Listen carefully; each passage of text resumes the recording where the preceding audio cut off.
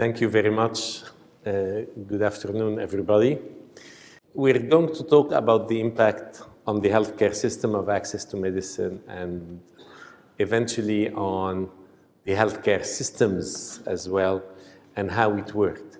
This is a slide that summarizes 25 years of focus and dedication to access to medicine. This has been my career and my passion as well.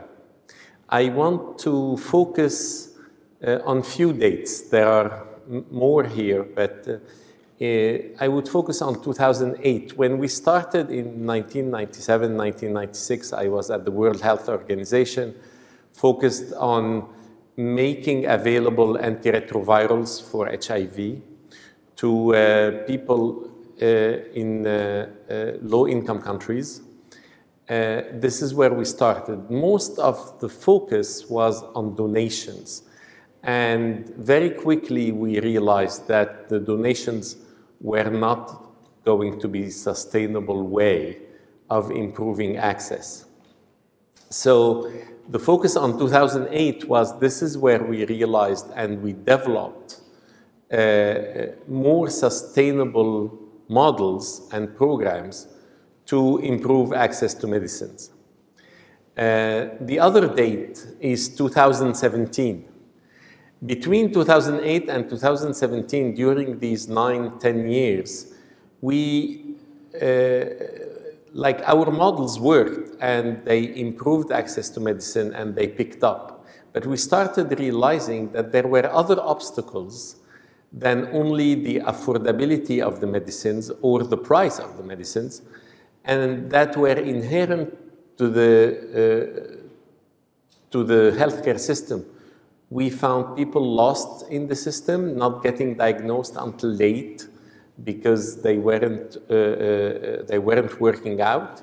We realized also that many people were trying to take treatment outside the hospital when they leave the hospitals at home, and this also was becoming suboptimal. And this is where we said, no, we need to be able to follow the patient even when they are taking their medicines outside the healthcare facilities. In 2019, we set up, because we are in the era of modern technology and digital revolutions, in 2019, we set up a system to be able to follow the patients that connect the patients, the physicians, the pharmacists, everybody. And then COVID-19 came, and COVID-19 made it very difficult for everybody. So these were really dates that focused on it. And then in 2023 now, we're moving into more formalizing what we're doing as part of the healthcare services that a patient could benefit from. So why the healthcare systems are overwhelmed today? And that is an important aspect. The issue is basically changing patient needs. We have growing populations and we have aging populations. And with the growing and aging population, we have an incredible increase in chronic diseases. And chronic diseases require chronic treatments. And chronic treatments require patients to take them for a long period of time or lifelong. And they are not going to stay in the hospital to take them. They are going to take them home. And they should be able to work. So what I'm going to do in my presentation is try to explain where are the bottlenecks in the healthcare system that are reducing access to medicine for patients, whether affordability is obviously one of them, but it's not the only one, actually, and we found more and more of them coming. So this is why we need to be able to fill these gaps. This is a long road, and it is the patient journey. And we separated this road with the orange and blue. The orange side is what we call inside the hospital, and the blue side is outside the hospital. When you think about it, when the patient feels about the disease, that happens outside the hospital. Then they go seek medical care. And they don't always get to the specialists. Sometimes they go around and get many exams before they get diagnosed. And that time takes sometimes a long time, and it's sometimes too late to get treated, especially for cancer patients. But it's important to look at it as a journey in itself. So disease diagnosis, they need help to get to that diagnosis in the beginning.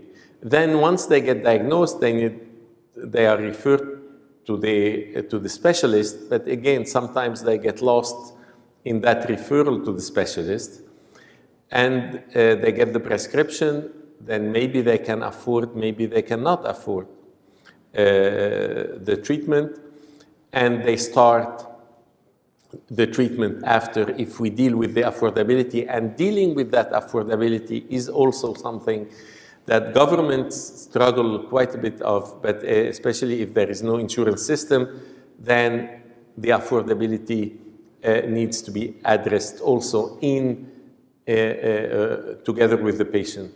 And finally, when they get the prescription and they get the treatment, we need to make sure that they are taking the treatment, and they are taking it in adequate doses. And you're going to see later on, because we looked at a number of studies and work we've done together, you're going to see that this is a different journey in itself, the adherence. So when you look at it, there are many pieces where the patient needs help beyond the hospital. So when we did a survey to understand what are the obstacles to the healthcare system, we found three major ones. Low patient affordability, as we could realize, 91%. 81% said it's poor patient adherence, and that needs to be dealt with, because they are taking the patient takes the prescription, takes the medicine from the pharmacist and go home. And we have no idea what's happening to the patient until the patient shows up. And sometimes they show up, sometimes they don't. 83% said it's low patient awareness and education, which makes it difficult for them to get diagnosed and makes it difficult for them to cope with their diseases.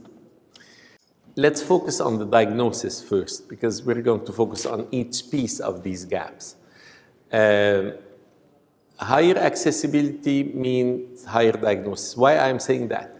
People need to be diagnosed. For that, the physicians, the radiologists, all the people involved in the diagnosis need to be aware about the disease and be able to do the proper diagnosis. And for that, there needs to be an availability of the treatment. If the treatment is not there, many people, even the patients, will say, why bother getting diagnosed if you can't do anything for me? So accessibility of medicine improves diagnosis. And we have many examples. One of them is in Africa, but we could see it all over the world, is that when we made available a very powerful treatment for chronic myeloid leukemia, imatinib, with the GPAP program, we could find that it improved the healthcare infrastructure, actually, that the equipment has changed and improved in 50% of the centers. The skills of the health workers have improved in 60% of the centers. And overall, patients were getting more diagnosed, and in 82% of the institution, and access to care was increased. So improving diagnosis is not only about putting the equipment in the lab and making for patients to get diagnosed, it needs an endeavor from the physicians, from the nurse, whoever is referring the patients, to know about the disease, to know that these exist, and they are encouraged when there is treatment available. Now, when you look at still in the diagnosis, there are many aspects that the patient needs help with, is understanding the journey. What does it take for me to get diagnosed? Where should I go? What's happening? Engaging the stakeholder, ensuring that the technology is available. But when you look at all these, only 2 are in the hospital. The others, the patient need assistance. They need help. They need what I would call a customer service to be able to direct them through the healthcare system to get the right diagnosis. Now, when we talk about affordability, obviously it's a barrier to access. What we have done, and that's what I said in the beginning, donations were important because they help very poor people. But what we found is that with these donations, not only they were not sustainable because sometimes the donors basically stop or say, I can no longer provide that donation. But beyond that, the donations were given to very poor people, and rightly so. But then we had a whole middle class who was too rich to get the donation, but too poor to afford the product. So we needed also sustainable solution for that middle class. And that's what we tried to do. And here, actually, in the UAE, we had very positive experience in helping these patients so that the poor get help with more donations, the middle class can pay what they can afford, and, well, the rich have always been able to afford their medicines and continue to afford it. So that this makes it more sustainable for the pharmaceutical companies and the donors to make available, and the programs become sustainable. And most importantly, we make sure that the patient get the full course of treatment because we want to maximize the medical benefits. That is the ultimate goal for any physician and any health worker, is that the patient get the full medical benefits. I didn't focus more on affordability because there are many solutions related to that, but that is an important part also of the services that we render to the patient, and they are not in the hospital because the hospital deals with the treatment, they don't deal with patient affordability. Now, adherence, and this is a study that has been done in the US actually, that shows you what happens to the patient who takes chronic medicines. For 100 prescriptions, 50 to 70 are filled in the pharmacy. Sometimes the patient don't even get to the pharmacy. About half will pick it up. And then this is where it becomes difficult, is 15 to 20% basically go to refill the prescription, and about a third of them take it properly. It means for 70% of the patients, the treatment is inadequate, even 80% of the patient, and we're not achieving the medical benefit we want. And this is where the issue is, whether people afford the treatment or not, they need to be properly educated, they need to be connected to the healthcare system to make sure that they are taking their medicines adequately. And here, again, you're not going to ask the patient to come every day to the hospital to get their pill. It's just not feasible, not achievable. The hospitals are already overwhelmed. You cannot do that. So there has to be ways to do it when the patient is at home. And now we have modern technology. So why can't we do it? It's just not part of the system today.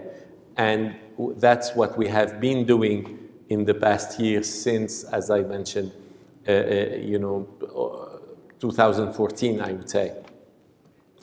Now, when we look at adherence and compliance, there are factors, and this is coming from the WHO. You will see the 5 dimensions that are stated by WHO. These 5 dimensions related to adherence to treatment. 2 of them are important to be delivered at the hospital. Treatment-related dimension, meaning that the patient will need to be able to react properly to the treatment. Healthcare team and system dimension, the patients are very sensitive to how they are treated at the hospital, but by the healthcare team. And these are in the hospital. But there are 3 out of the 5 dimensions that happen outside the hospital. Conditions-related dimensions related to the condition of the disease. We have worked on a number of studies where, for example, for multiple sclerosis, where the patient was deteriorating and they were deteriorating at home and had difficulties in coping with their diseases. So condition-related are very important, but they have to be dealt with at patient's home or outside the hospital. The patient-related dimension in their ability to understand and cope with the disease, and finally the social and economic dimensions. So you can see that to improve adherence, we have to deal with the patients inside and outside the hospital as they take their treatment. And for example, the pharmacists have a very important role to play. We had a program in Egypt and for COPD, and we looked at the role of the pharmacist, and we found that actually the more the pharmacists were seeing patients, the less the patient stopped treatment, meaning the more experienced the pharmacist. But there were less discontinuation. At the same time, there was a size. If the pharmacist had a very large number of patients, they didn't have time to talk to the patient. And I don't know if you know how the pharmacists work in Egypt, but in Egypt, there are pharmacies related to the area. They service the families and they know the families. And usually they have very good advisory role. And when you look at that, you find that that advisory role is very important. That's a role that today the physicians don't have time to do because they are overwhelmed. When I practiced my medicine, I used to spend 30 to 45 minutes per patient. I don't think my colleagues are able to do that anymore because they are just overwhelmed. The other aspect that another study that we looked is the human interaction. Many people went and did apps, and the apps are extremely important, but they are not sufficient because human interaction is important. The patient needs to be reassured, and they can't be reassured by just getting an SMS or a text message. Here, this is another study we did on a program that showed that interaction with the patients via phone call reduced the risk of non-compliance by 45%. When we had other routes, emails or text message, we reduced it by 35%. Still, we reduced it quite significantly, but it is the human interaction remains very important. So this is in a sense where we feel that interaction with the patients, whether it's done by the pharmacist or by people outside who are able to help the healthcare workers at the hospital in basically handling the patient and help them cope with their disease, is going to go a long way to improve adherence. Now, with all of that, all this happened, as I told you, from 2014 to 2019. In 2019, we had also an electronic system. So when COVID broke down, and I think everybody knows what happened, 2 things happened. First is the countries locked down. Why did they lock down? What happens in any outbreak? You either lock down if it's confined, or you go for what we call targeted prevention, meaning we try to protect the vulnerable people. In COVID, we knew who were the vulnerable people. These were the elderly and the people with chronic diseases. But because the healthcare system didn't have the means to reach the vulnerable people, they locked down the whole countries. And what happened also is the hospitals got overwhelmed. So these same vulnerable people who need treatment in the hospital couldn't go to the hospital because they were overwhelmed with COVID. So it increased the morbidity. What we did in our program, because we were connected to the patients outside the hospital, we made sure they got their treatment even at home.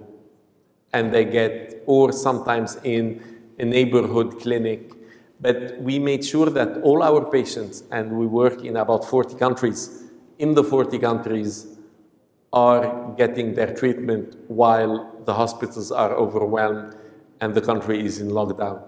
And this is very important because it was a failure from the system, and if we need to be prepared for the next pandemic, we should be able to connect with these vulnerable patients and protect them for the next pandemic.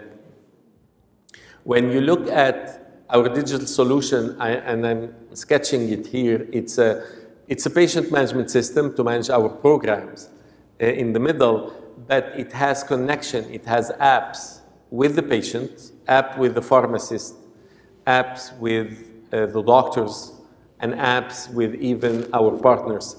And the reason these are important is because they know what's happening to the patient in real time. And the patient knows what they need to do, and we send them reminders, we talk to them, they ask questions. So all the people who are involved in patient care know what's happening to the patient at any point during the treatment, whether the patient is in the hospital or not. And that is where we feel is the key element to be able to reach patient and be prepared. When we look ahead, this goes in the digital revolution. Healthcare system has not used the digital revolution. The bankers did, finance did, logistics did, education is getting there, and we are behind. We're not behind in modernizing the hospital and digitalizing the patient record, but that's not enough. We have to connect to the patients, whether they are in the hospital or outside the hospital. We need to connect hospitals. Now you go to a hospital, you have a file, you go to another hospital, you have to do another file. So they don't know because they are not interconnected. And you know, we are the last sector that is lagging behind. And having that will help us get digital solution outside the hospital, have artificial intelligence that help us, and have real-world insight because we know the health-seeking behavior of the patient. And that is a critical point in understanding where it goes. So if we look at it from conceptual, on the left side, you have the current healthcare system. A hospital in the middle. We're very focused on the hospital. And it's not that the hospital is not important. It is very important, but it's no longer enough because we are dealing with aging population, because we're dealing with chronic diseases. We have the hospital, and we have some constituency gravitating around it, but they are not interconnected. And the idea to the right is to have these constituencies linked to the patient and linking the hospital to the patient, and they are themselves interlinked and connected to the patient to be able to help the patient throughout their medical journey from the time they have symptoms to the time they complete their treatment. And that it will optimize, and that's what will make the healthcare system more efficient. It's not about only modernizing the hospital that is going to get us there. We have to work outside the hospital and formalize that sector so that we look at it from customer service perspective, helping somebody from the time they have symptoms to the time they complete treatment. And some of it will be done at the hospital, some of it by the physicians, some of it by the pharmacist, by the nurse, or by physiotherapist, social worker, could be anything, but that's a universe that is interconnected in the future. At least that's how we're looking at it, and that's where we want to go. So in conclusion, and that is my last slide, access to medicines taught us that, and they complement the existing healthcare system. We see them usually as ad hoc, as ad hoc initiatives. They should be integrated into the healthcare system because they provide added value. They increase the accessibility to adequate treatment, and they improve adherence, and connecting the patient outside the hospital optimizes the diagnosis and the adherence in the target population. And we learn, and we have been learning from our patients. We've been learning a lot in their behavior, and this helps us improve day after day how we can service them better. So that changes the lens in which we see healthcare beyond the basic community and domestic topic. We are very focused on the hospital is for the community. So, and look at what happened in the COVID with the lockdown. They all see it as local community issue. Well, it is not a community issue. They have to be interconnected because we don't know. The patients are mobile. Look at what's happening with airlines. People keep traveling. So healthcare has to be connected, and because the world is interconnected and the healthcare system is not. So we need to rely on the digital revolution to interlink that healthcare systems and create, I call it, a world undivided related to healthcare, because this is where we feel the future is. Thank you very much. Axios, transforming access to healthcare.